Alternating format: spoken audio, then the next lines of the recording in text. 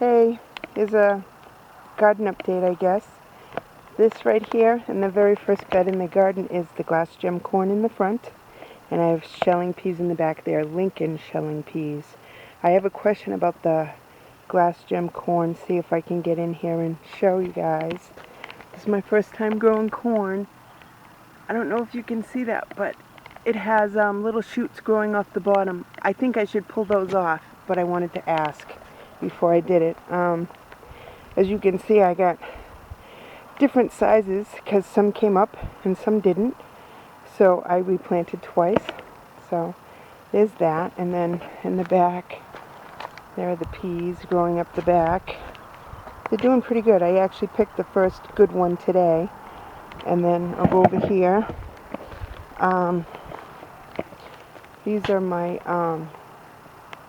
sugar snap peas. I have to pick those again today. I haven't done it yet.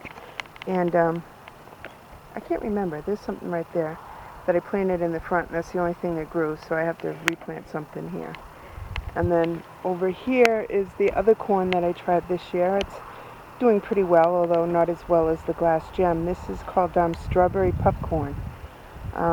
It's doing all right. I'm pleased. And, you know, this year it was so cold we got a late start, so I'm actually even pleased with how big it is considering the cool start that we had. And behind that are tip it up to see the trellis. Those are my Kentucky Wonder pole beans. Over here I'm finally getting flowers on my bush beans, so I should be picking those within a week or two, probably two. Another bed of bush beans. Right now I can't remember the type. I'd have to go in and look, see what I wrote down. This bed right here are cucumbers and what was supposed to be a cucumber, but obviously some sort of squash. I got my starts mixed up, and it was a really rough beginning to the season, and my roommate had to come in and plant stuff for me because I had blown out one of my knees, so I'm not sure now what all these are. I'm sure that's cucumber and that's some kind of squash, but what kind I don't know. In the front of that is some Swiss chard and then kale. And then back here is the herb bed and the cucumbers that are taking over the herb bed, which is exactly the same over here. Cucumbers taking over the herb bed. And another one that's supposed to be cucumbers. And this long one right here is supposed to be squash, but it's supposed to be bush squash, so now I'm not sure what kind of squash it is. And there's a bush squash stuck over there too, and all the rest in the back are cucumbers I have to put on the trellis. Let's see if I can get over all this. It's kind of growing out of control. It's my strawberry bed. It's kind of petered out. There's a few small strawberries. I don't know why. Maybe somebody knows out there. Last year my strawberries were huge. I'm talking like the size of the palm of my hand. And this year they've been tiny, like the size of a dime. And been, you know, a good amount of them, but tiny, tiny. So I don't know if it's maybe something in maybe the fertilizing, or I don't know. Maybe someone knows, they can help me. And here's my first bed of tomatoes. It's kind of close. I can't back up because I'll walk on plants here. Let's try from over here. And right now, I have to look at they're all loaded with tomatoes. Oh, this is a solar flare. That's right. And these plants are just loaded down. I've been out here trimming them. I haven't got to this one yet, and tying up the heavy branches. There was something I actually wanted to show. I don't know if you can see this. I'm going to come in on it. I bought these clips from the garden supply place, and I really like them instead of just string because they seem to do less damage to the tomatoes, and I can reposition them very easily to restake the plants. So I just wanted to show that because it was kind of a cool thing. These ones, I don't know, I have to look at the tag here too.